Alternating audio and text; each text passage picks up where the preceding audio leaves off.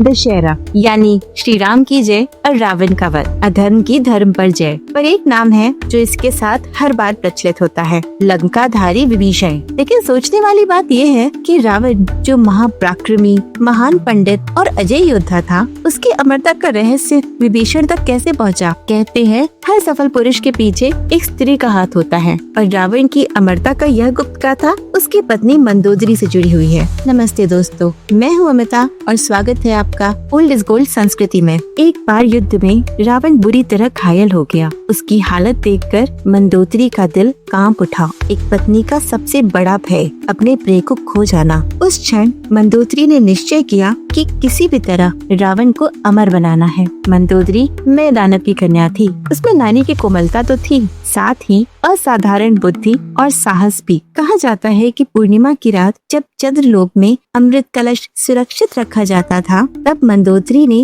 भेष बदलकर अमृत की कुछ बूंदें चुरा ली। देवताओं को जब ये पता चला तो उन्होंने मंदोदरी का पीछा किया, लेकिन मंदोदरी अमृत को अपने अंगूठी में सुरक्षित छुपाकर लंका लौट आई। अब प्रश्न ये था कि इस अमृत का प्रयोग कैसे हो। पहले यह निश्चय हुआ कि रावण सीधे इसे पी ले, लेकिन समस्या ये थी कि केवल एक दो बूंदें संपूर्ण शरीर को अमर बनाने के लिए पर्याप्त नहीं थी। अमृत को सावधानी और सूझबूझ से उपयोग करना आवश्यक था। यही समय था जब विभीषण आया। विभीषण जो नाड़ी विज्ञान और आयुर्वेद में निपुण थे, उन्होंने मंदोदरी की सहायता से उस अमृत को रावण की नाभि में स्थापित किया। इसमें भी एक गहरा व्यंग है, क्योंकि स्वयं रावण को परंपरा में आयुर्वेदाचार्य माना जाता था। उनका ग्रंथ अर्क प्रकाशम में अर्क कल्पना यानी औषधीय रसों के आस्वादन और उनके उपचार में उपयोग का विस्तार से वर्णन है। आयुर्वेदिक दृष्टि से यह तय हुआ कि अमृत की बूंद नाभि में स्थापित की जाए। नाभि केवल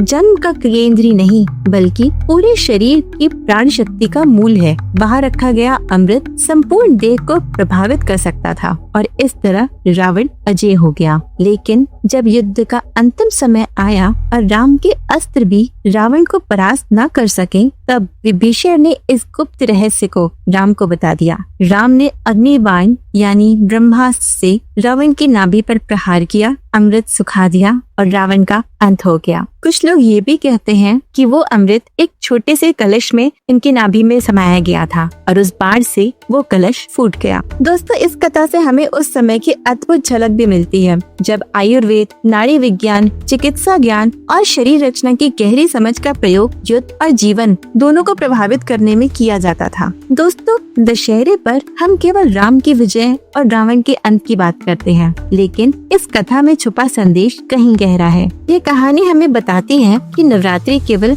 माँ दुर्गा के 9 रूपों की पूजा का पर्व नहीं है, बल्कि नारी के उस जीवन शक्ति का सम्मान है जो प्रेम, बुद्धि और समर्पण से असंभव को संभव कर सकती है। मंदोदरी का साहस और निष्ठा यही दर्शाता है कि शक्ति केवल युद्ध भूमि में ही नहीं, बल्कि जीवन के हर संघर्ष में प्रकाश फैलाती है। वैसे क्या ये कहानी आपको पहले पता थी?